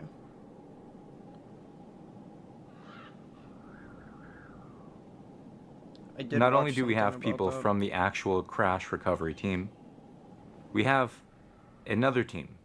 They're called the psionics team. There seems to be a subset of people that have the unique ability to actually summon these craft, Is this guy to one of be them? able to focus their thoughts and make objects appear in the sky. Jordan, I really appreciate you joining us here today. Alex, it's an honor to be here, man. Thank you for having me. So maybe let's start by sharing a little bit about your background. Yeah. So most recently, I worked in the space technology space, a little bit of data science, ultimately taking different imagery types and trying to solve solutions for the utility industry. I'm curious, by chance, do you believe that a higher form of non-human intelligence has visited this planet? I'm certain of that. You are certain? How certain are you? 100%. I mean, Jordan, that's a pretty bold statement. good idea. Where does that certainty come from? Yeah, I gotta keep That certainty on, comes from my firsthand experience straight. in what I term a psionic exploitation program between the years of 2005 and 2010, where I interfaced and worked with non-human intelligence and things like UAP directly. I mean, Jordan, that is an incredible claim. For the viewer at home, what were you doing in this program on a daily basis? Yeah, so this would look like things that many people would consider woo-woo-y, right? Like astral projection or meditation. But ultimately, what we were really investigating was how far could we stretch the bounds of human consciousness. Beyond that, how could we get human consciousness to interface directly with things like recovered materials and recovered crafts? What I can tell you from the craft and some of the different projects that we worked on directly is ultimately that they interfaced with us. What I mean by that is my consciousness could project into these craft and recovered materials and then access a suite of commands, essentially capabilities to do various things, including piloting. But ultimately, the story is not about piloting some UAP with your mind. This story is much more about what is consciousness and why can we interface with these things. Could you imagine? Do you have material that supports these claims? So I have tons of material, my linearly, question, autobiographical. I have a question about this. Is that if they're just summoning them, right? Are they? Well, for one, I'm curious about the crashes. Are they summoning them and like asking them to land? Grush said something about we were kind of gifted the craft, and I know there was a whole thing with the craft in Kingman, Arizona, back in the 50s. Apparently that was a thing, according to Christopher Mellon. And I'm just curious, like, are we bringing them down with these psionics people? Like, are they using their, I almost want to say powers for that? They use gadgets. Some seem gifted, others it seems we bring down. Okay. So it's like 50-50 then. And we're somehow, because I heard something about the Arizona one was because of like, or was it the Roswell one? One of them was because we had just came up with some kind of radar and it messed with their systems or something like that. So basically, we caused them to crash. Essentially, based on all these statements. Okay. That makes more sense, because if you have the ability to just bring them down here, could you imagine the implications that person would have? If you could just bring an unknown craft with out-of-this-world technology down to Earth and just have it in front of you in your possession, you could, what you could do with that is mind-boggling. Beyond just the fact that it'd be extremely valuable. I mean, it would be like, if you could fly it, that would be insane. seems like a bad idea to bring these down violently. Yeah, it really does. I wouldn't bring these down violently. If there's a quote, I don't remember who said it. I think it was I can't remember who it was. Was it like it was somebody in Einstein's realm, Einstein and Oppenheimer's realm. I don't remember who the guy was that said it. Might have been Einstein. That if they came all the way here through space and managed to get here, then they could definitely defend themselves. Something along those lines. Might not have been him. I might be misremembering the quote. But yeah, seems like a bad idea. They could probably stand up for themselves. Graphical records that will support my claims. And Jake, for the listener at home, based on your firsthand experience, there are craft of non-human origin that you have recovered that seem to be piloted or interfacing directly with human consciousness. Is that correct? Yeah, let me tell you a very short story. Okay. Okay. Okay. An aircraft crashed. Yeah. My team was deployed. Yeah. We secured the perimeter. Yeah. Does We he secured explain the thing with the that tough books in more detail target. at some point? We transported that target. We escorted that target he explained the and provided story security before, for but that was there more target. details That target behind was that? transported It's to a like facility of a very he said that they well-known were- government they had to private go after partner. these tough books with The this decision was information on made hard drives to and stuff, do and hard drives to were wiped bring and all this in stuff. It was- a team that represented a whole- it's different hard to private explain. partner who was working on consciousness and the mechanism by which humans could interface with technology. I The can't two were remember if he merged, mentions it here. and we were involved with that process. Yeah, I was You were just involved with curious that process. about- Yes. If there So, was more Jake, behind based on your firsthand experience, it sounds Oh my God, there's that word, firsthand. Okay. okay. Yeah. But it is firsthand. It is firsthand. It is firsthand. Yeah. Based on your firsthand experience, it sounds like we're living in a science fiction novel. And word? there seem to be firsthand? craft Sorry, of non-human origin that are flying around our skies. And certain I guess you could say human it's a little abstract, I guess, consciousnesses actually. seem to be able It's to not really his interface with these firsthand craft. And there are experience. He's not like organizations a or institutions, if you science will, expert and stuff. all around he's the retrieved world them. that know this fact. Yeah. Isn't it depressing I could get why you have a that should problem be with that shocking? It is Like- very depressing, yeah. That shouldn't be shocking. It's- Thank it's- God, like, you know what? I mean, forgive me, but I'm over that. Yeah. So, like, let's get past that Yeah. because that is the case, and it is exciting. But we have a duty here. We have a moment in time, thanks to friends like David Grush, who has stuck his neck out and paved a trail with our government, who, for better or worse, has control over a lot of things. This is an opportunity for everyone to make a situation appear where we realize that our consciousness has an impact on our everyday life. I can tell you that this is not unique to the United States, and it's not unique to the most well-known private partners of the Department of Defense and the intelligence community. There is a global effort and interest in this, and a global capability in doing this. Crash recovery is something, and reverse engineering is something that is being done by a number of agencies or organizations worldwide. Yeah, it's been And I know that because my team has been sought after and offered jobs to go perform our services for employers outside the United States. Yeah. I don't know if it's all fantasy. There I seem think to that, be a lot of people that are making if I'm incredible. being honest, I think that this is all going to be kind of similar. I can't help but bring my mind back to Richard Doty too often, and he's part of the reason I have a very hard time trusting a lot of what government officials say about this topic, because he did he himself specifically, he's kind of a scumbag because, you know, he literally ruined someone's life with what he claims, and that this is part of the problem, is like you can't really talk about him and know what's real and what isn't. But I'm hoping that these people aren't something along those lines, you know? That would be sad if they were just doing that to the entirety of the public. But then it's also like, what would be the motive in the first place? You know, playing into it to something that a lot of people already believe in, it doesn't make sense, you know? I mean, maybe these people legitimately want to tell the truth, and that's what I'm hoping here. Is that, yeah, and at worst, maybe with the way the government likes to do misinformation, maybe 90% of this is legit, and 10%'s not. Or maybe 100%'s legit. Who knows? That's the problem, is we have no way to know. But I hope it's legit. I hope it is. Claims. And so we took all of these individuals that were making these claims, and we said, prove it. You claim that we can summon things in the sky? Prove it to us.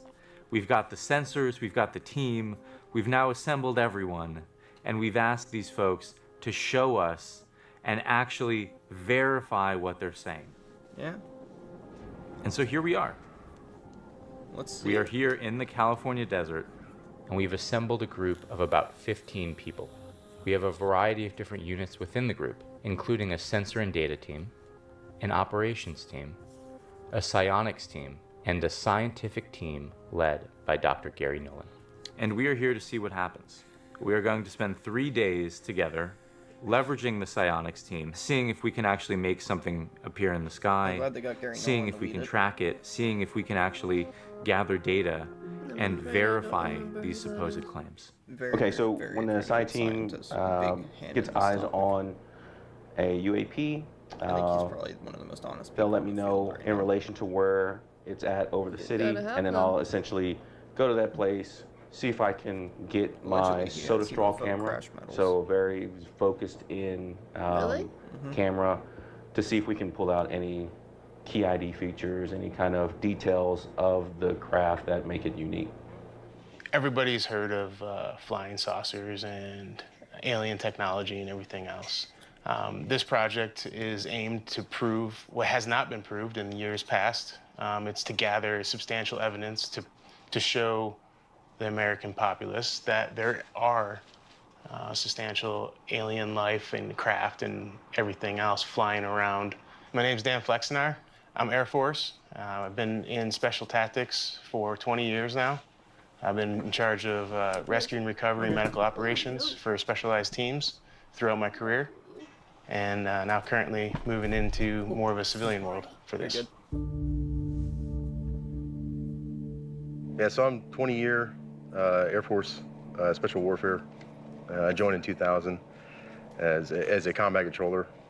Very air-centric, very aware of what's going on up above. Basically a translator for the two between ground forces and guys that are up there.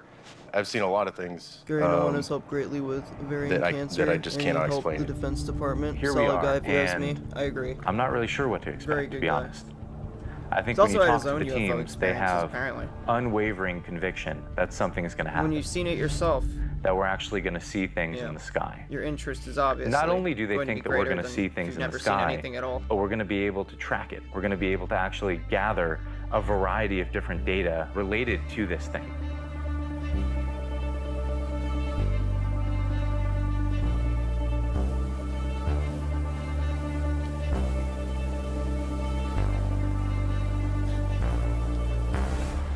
Sensory My name is Michael deprivation. Batista. I'm 32 years old. I'm a former U.S. Army Green Beret, 3rd Group. Sorry, I wanted to put my chapstick on. You're good.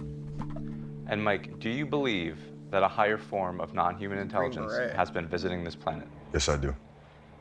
When you make that statement, how confident are you that it's true? I'm extremely confident. Rambo was. Do you feel like you believe that it's Say like true, Rambo, or do you feel but I like decided you know not to that say it's true? that. I know that it's true. When did your experience with the phenomena begin? The first experiences I did I was think having about it, was in my early teens, and it started to accelerate as I grew up. Almost and a clone of David as Batista. my Yeah. time in the military was ending and I was getting out, Actually, it really yeah. accelerated at that point. And when this happens, can you explain how it usually manifests or how you experience it? It usually manifests as something anomalous in the sky, Yeah, he really does look orbs, like Batista. crafts, Yeah, I different see the similarities since you pyramid pointed it looking out. objects moving at extreme rates of Watching speed. Guardians of the doing, Galaxy earlier, so very I have a angular fresher movements. image in my When mind. you do this, Are there other people around? Do they actually she's see like, you oh, doing Rambo's this? assuming I have Sylvester multiple Stallone. witnesses that can testify that Same last that is a name. fact. And how many times do you feel like you've Could be. been Probably able really. to Oh, it summon could be. something in the sky? Maybe it's his brother or something. Anytime I want. Yeah. They're like a cousin. I don't know. I can look it up. I think that the kind of belief of Does the the team face is very mask help? important. Huh? I think that we've assembled He's got a all of the mask on folks his that have eyes. done this before, Probably Oh, to not get and what we're distracted or doing does not Oh, seem is to he be new. using In fact, it seems as he though using there's that one various groups that CIA have been doing protocol this for this? to some degree for quite a while. the binaural beats? Oh, I didn't realize his name was Look, spelled there's like two. Look at this. Look at this. Look right here. Look at this one going down and this one going up. Oh, motherfucker. So got the a items view that we in it. saw I didn't last realize night there was a view in could it. maybe be wild. explained as satellites in some instances or space trash, but really when we started seeing erratic movement, we started seeing some vertical tracks and then tracks going from like left to right in the sky, west to east, and then go again vertical. And then we saw the tracks change course, direction, and speed. So I think that's a piloted Don't worry about aircraft it. of some What sort. it is. I think it's either an intelligent being or it's being told what to do. Didn't flash. It got Apparently they brighter when summoned it that. maybe had a reflective That's surface. a little bit more than just flares. I don't know exactly what it was. There's a few explanations lot of why more that could exciting be, than but flares. Yeah. see those in a The rest of the next video, all varying daylight, range by the of way. places. That I gotta see. From Emporia, Virginia to Fayetteville to here. I've seen them everywhere. Only explanation I have is that it could be reflective light or particles that are in our inner atmosphere.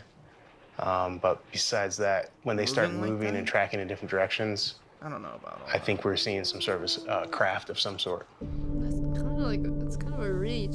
Yeah, whatever that is, it's under its own control. During our time together, all 15 of us saw some form of unusual lights in the sky. These lights would randomly appear, So I stay know for I'm some sniffling. short I period, should probably and then pick it up on the disappear. mic, and I don't mean to. Oftentimes, multiple lights would seem to appear at once. They would frequently move in patterns or angles that, at least to me, seemed unusual for a plane, satellite, meteor, or space debris. But That's a good I am no pattern. expert. Yeah, it is. On the last day, however, Space one thing did happen. We had a couple of our folks that felt like it was a good time to try to communicate with potentially a craft or an entity that was out there through the methods that they use. You know, I just took a spot up I even on the noticed roof I have a to be wife able to observe and what's dog out and around sound us, and then with also have another set of eyes that are up above It's us. just- I So got my got on the roof, allergies say, you know, going I'll on be up here, had my phone, Sure you don't want an you know, let's allergy be ready bug? to record I if don't something know if went it's gonna down, make me tired or not. and it did. Yeah, good point. The psionic team claimed to be Probably take one connecting with before an you go to object, bed, though. and our sensor data caught this. Oh, what the? Ooh! Get something in daylight. While this was happening, Fred went up to see if he could see anything with his naked eye. So I can hear them Looks like the talking orb the through next certain year things, caught. and then With that he said something weird like, camera it's forming. As soon as he said that, I stepped out to look like a behind me, and that's when I saw P100 or whatever it was. Suddenly, Fred saw a second object appear above our base camp. It was all gray, matte, like not shiny at all. It was elongated oval, where it looked like there was, you know, the opposite of a seam bursting out in the middle, going all the way around, and so it looked like a rim, because the bottom half of it was extremely dark. It made absolutely no sound, which doesn't make sense because of its proximity. Like, if it was small, if it was something maybe the size of this razor, then it was really close. We're talking 500-600 feet. If it was larger, which I kind of believe that's what it was, you're looking at 5 to 8 meters long. Hold on. I Then kinda probably wanna around look at 1,500, my 2,000 feet picture that I altitude took moving real north to quick. south. You know, it looked Yeah, you did sturdy, get it an looked heavy. interesting photo. Wasn't a bird. You know, if it were an aircraft, any kind of conventional thing that we have thought now, we got it would like have a rocked couple of us sauce. at how It's low only it that was. one So picture. 20 years in the Air Yeah, Force, it's and I thought about throwing this. in never even videos, seen but anything close to that. Nothing. There was no observable propulsion. There was no wings. There was no rotor. With that kind of speed, you should hear something, especially if it's that close. So I was shaking. Like, it was super exciting. I mean, I'm not going to start shaking over an F-16 flying overhead or a bird dive bombing. Maybe make sure you show that was incredible. Yeah, I don't know what to say. If it's an F-16. Dr. Nolan was there, and this was his perspective. I personally didn't see anything in the sky or on the ground. What was the event But what I called? did see was an individual I didn't hear about who, that. in the midst of attempting to call such an object, exactly at the moment that he said he was interacting with something, the individual on the roof who had the cameras saw something. When we reviewed what it was that the person on the roof had seen, something showed up. I mean, it was fleeting, but it was clearly not a bug. And so, what do I have? Most scientists I think gravity is have a manipulated person who around the craft, which is why it claims tends to be doing something. blurry and the fluid is distorted. It was clear that he was in We'll find it in a distress at the second. moment Okay. of That's what Bob Lazar said it was. supposed interaction. That's exactly what he said since And at back that in the moment, 80s. something is Yeah. seen. What do you have? He You have said a that cor- it you makes have a a gravity correlation. field around it, and it distorts So we have gravity an and pulls it. egg-shaped object pulls that our things sensors caught towards moving it in one and kinda, like, direction, falls into supposedly it, connected to our psionics sorta. team, That was his explanation. and a It sounds disc-shaped exactly the object same. that Fred What is this? reportedly saw moving Ooh. in a different direction. That was an artist We rendering. worked with an animator Oh. to specifically visualize the legit disc footage. I was that like, Fred oh, saw. that's really good. This is a recreation from his vantage point. For reference, this is what he believes the disc looked like. And this is the speed we calculated the disc was moving over the building. Our experience raises a lot of questions that we don't yet have the answer to.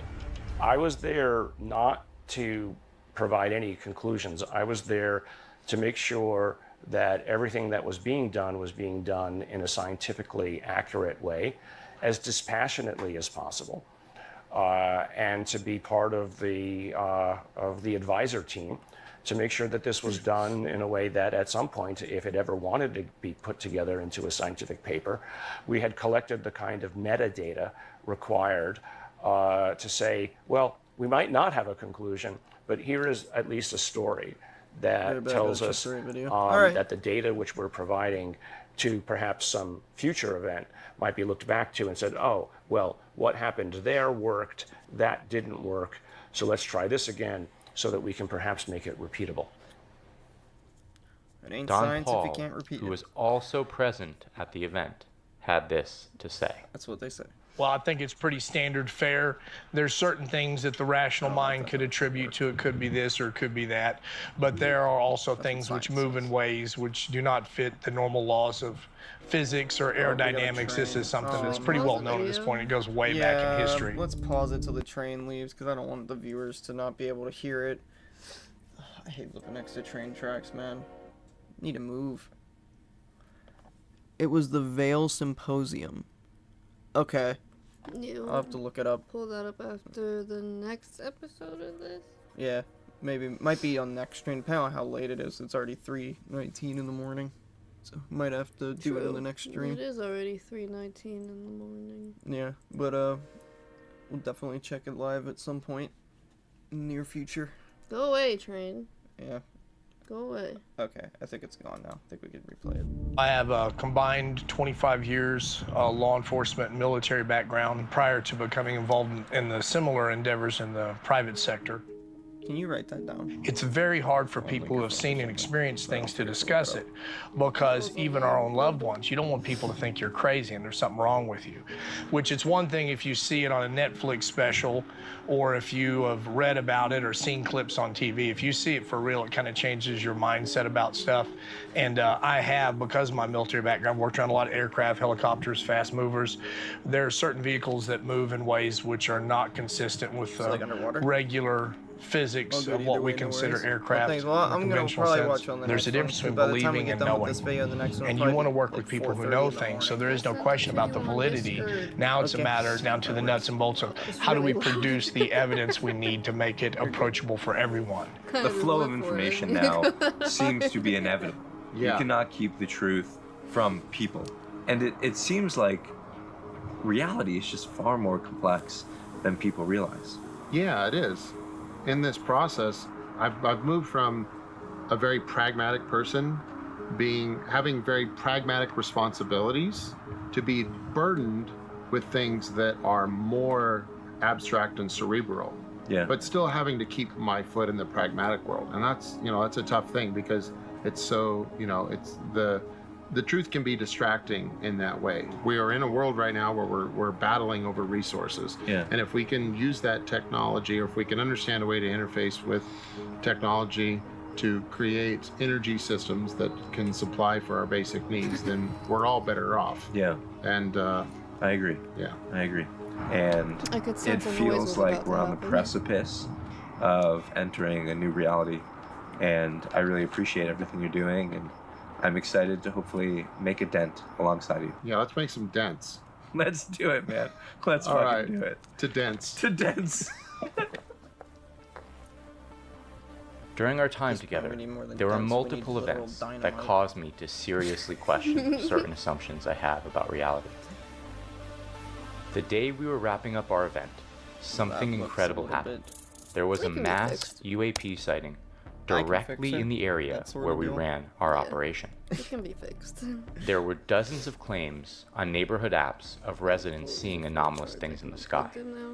The story picked up steam, and in a few days there were thousands of tweets about the incident. Whoa. The FAA even imposed a temporary flight restriction over the area where we ran our operation.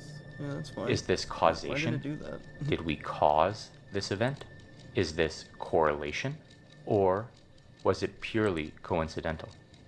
We don't profess to have all the answers, but we do believe it's imperative that we find out. So we've set up Skywatcher, and this is only the beginning. Skywatcher is not a media company. Okay then. It is a robust, well-financed initiative Hello, focused by the on way. validating How are you? or Don't know why invalidating YouTube these decided supposed that claims. message was We not invite you okay, to join but us in alright. this initiative, and we intend to share all our findings. Because perhaps, in order for us to actually level up, we need to acknowledge that reality is much more than it seems. Next one. Welcome to episode 2. That is comments. That is not episode 2. Part 2.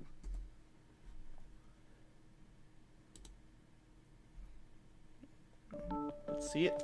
There's such a delay on YouTube. In part 1 of Skywatcher, streaming you thing, heard a lot huh? of very believable people It's not even making behind truly now, it's unbelievable just really claims. delayed. Skywatcher's objective is to use 1978 the here in San scientific Francisco, method where I live, I've to seen an validate or extraterrestrial invalidate these claims and hopefully usher in a new understanding of reality. And later that night, a shooting For star Skywatcher and, Part 2, our focus is on data. Yeah, and it's In this crazy when you episode, see you will these meet things in real James life, Fowler. man. Yeah. James runs the technology I've team never- here at I haven't Skywatcher, seen and over the past a few lot. years, he has put together what I consider saw to that be, cube. by far, that the cube, that was highest kinda quality nuts. private repository of It was UAP like a data black in the world. full cube. For the over first time, Walmart. James has agreed to And be it had- interviewed I on don't want to camera, say lights because and we will be wasn't releasing the really data that lights, he's it collected was like over a the red, past many years. Smoky aura. So we're out here in the desert, running our second Skywatcher event of those the I year. wish I could have As saw you've it, heard but I wasn't about, looking, I was we're driving. focused on 2 different types of UAP calling. He was watching the road. We have machine calling and we have psionic calling. We've had success with both of these different types. But over the past few days, on the machine calling side, we've witnessed a lot of spectacular things. Every time we have an event, we have things happen that I truly cannot explain. We and the rest of our team are doing our very best to collect a robust set of data to share with all of you. Cold in the desert. But I hope you can understand that it's not as easy as Don't it have sounds. jackets on, We're so it must be talking cold about in the desert. objects Look, it's cold that when it seemingly gets are able dark. to appear and disappear in real time. Wow. We're talking about objects Ooh, that seem to evade I like that one. our sensors. They seem to actually turn our sensors off at times. And I can say firsthand that crazy shit keeps happening. I consider myself to be a very logical, rational person. This rabbit hole, the rabbit hole of UAPs and consciousness, has been hands down the craziest experience of my life.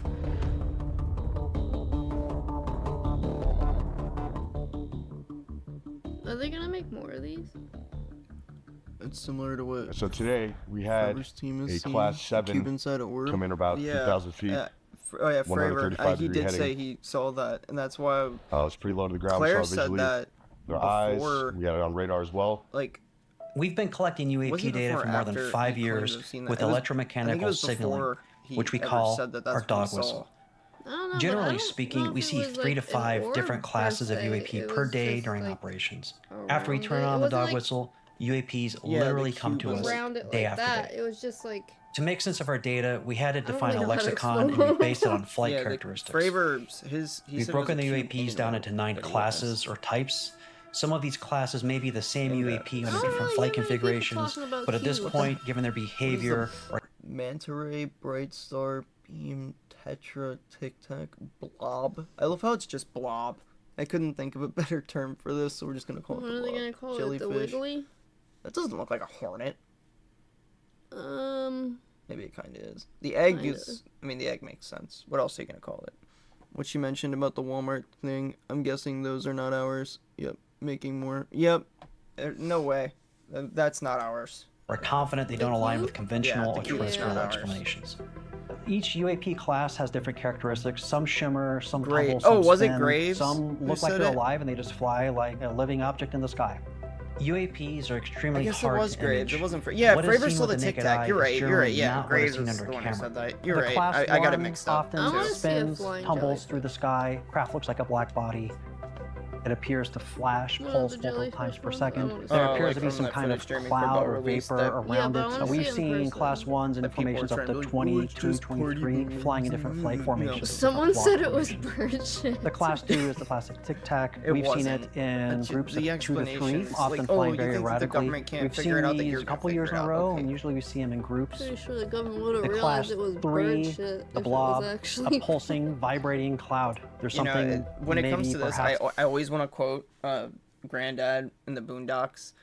When it comes to people debunking stuff that the government couldn't debunk, when it came to the where he's talking to Thugnificent about the whole trying to give him a joint thing, and he's like, "Well, he's a doctor and you a dumbass, so I'm gonna listen to him."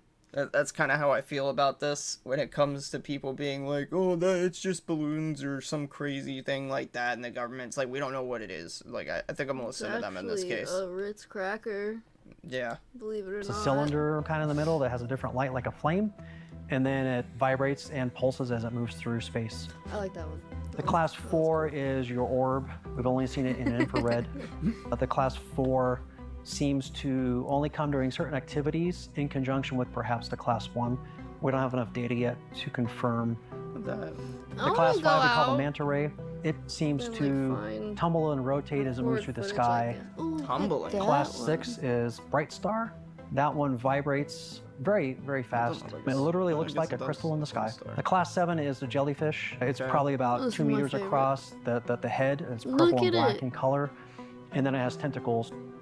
The class 8 we call the Let's see what hornet. the hornet is. It looks very similar to the class 7, the jellyfish, except for it's bigger. Shapeshift? And I it's shared almost like a shapeshifting jellyfish UFO in the carrying last something. video. I wonder if this is And then similar the to class that. 9 is the egg. But the class 9 It was isn't Peter something we have a Pan lot of stuck data in- on. It's very stuck limited. in the- We have it in Skywatcher Yeah, there you and go. California event.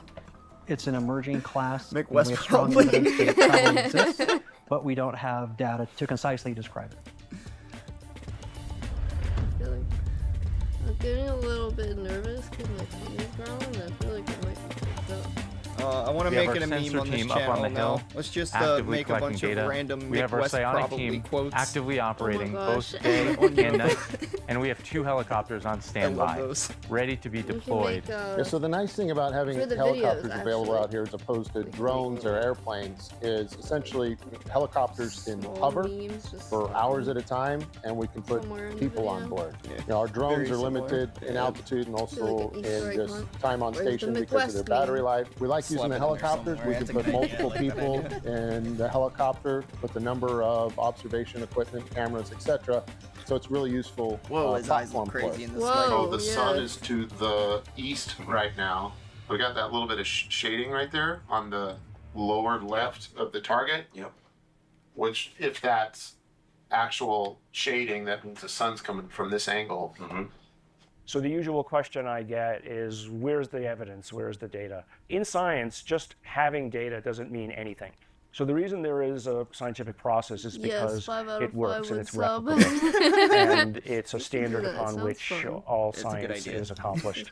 So by doing and using those kinds of approaches here at Skywatcher, we're going to be able to collect the data, get it peer reviewed, not because the peer review tells you that the conclusion is right, but because that allows others to look at what it is that you did and determine whether or not you did it right. So that hasn't been done anywhere yet. Tell them not It's been to done say in where bits it and is, though. pieces here or there, but this is now a comprehensive framework for accomplishing the goal. They're going to timestamp it.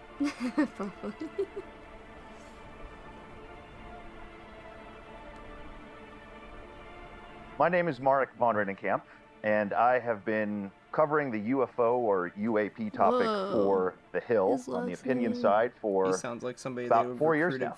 I'm excited to have a discussion today with James Fowler, who leads the technology side of Skywatcher and has collected some very, very interesting data that we are going to be taking a closer look at today.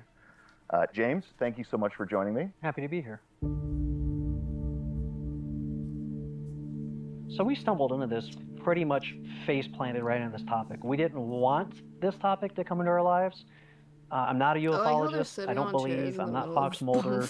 I have no faith in UFO, UAP stuff. That's great. I have I no like belief that. in People that off-planet research this topic anything. somehow always end up Frankly, in the middle of some desert. we follow the data, and the data we have indicates that there's probably 3 buckets. There's probably a blue bucket, American-made. guess, There's for probably this a red type of bucket, thing. made in China, and there's probably another bucket, which I don't know where that bucket comes from. guess Area This isn't a 51 did a good spiritual job of setting the activity tone. for us. This isn't emotional. This is Sorry. strictly facts and data driven, and we've tried very hard to keep it that way.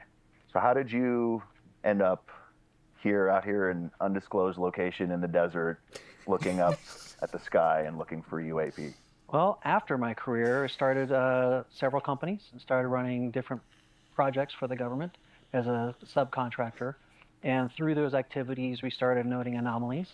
And one thing led to another, and now we have what we believe is compelling data on UAPs. Is there anything else that, at a high level, that really stood out to you that you have observed, you and your team have observed out in the field? Yeah, sure. So the Class 3 is very spectacular. We've seen the Class 3 as soon as yesterday. We didn't see any today, just Class 7s. But the Class 3 looks like a blob. Looks like a Pepto-Bismol-colored blob in the sky. I don't even know how else to say it. It pulses and vibrates, and I don't know what that means. I don't know why we're seeing that, it's a but it's blob, does that mean definitely it can in the change sky, shape? and we believe we're able to I dog would whistle assume a blob the means it doesn't UAPs to our have a location, recognizable shape. and Yeah, but when we do, we get different with, like, observations, if you and got the Class 3 slime, is quite right? spectacular. That's a blob. So, James, could you But explain you just a can little, shape go into it. maybe a little bit more depth on this dog whistle, this So if this it's parent not capability or solid, I can't see why it technological wouldn't be able to element change that shape. potentially shape it appears into, to like- attract UAP? We have now you turned on just our want me to- equipment that we've I customized can't help but and think of it now. It's created like what we believe is a flying dog ball whistle, of and Play-Doh UAPs now. show up. So through that process, we started a Food for thought. systematic cause and effect, if you will, experimentation.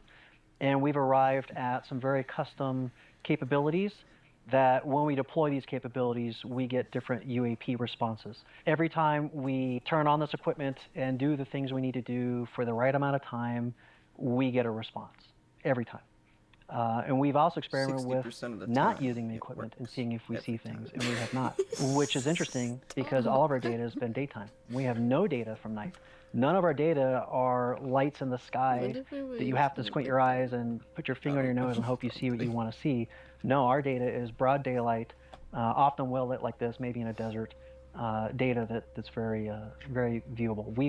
We've had over 300 sorties now of UAP incursions into our airspace where we're working. Can I quickly interrupt a sortie just for the benefit of the audience? That's an individual flight over that you tracked with your sensors. Is that accurate? Yeah, so I call a sortie when we have an observation of a class of UAP moving through airspace. That class might be in a flock. We've seen flocks of up to 20 plus. And we also have singletons that move through. Like today we had I 2 imagine Class they 7s would've move used a through. different word, So but I each guess one by flock itself kinda would be a works. sortie. So we've seen hundreds of UAPs. Swarm Perhaps we're running an sounds event and a we little have better. 200 It sorties just in a sounds day. like bees. We don't know if that's one aircraft School. seeing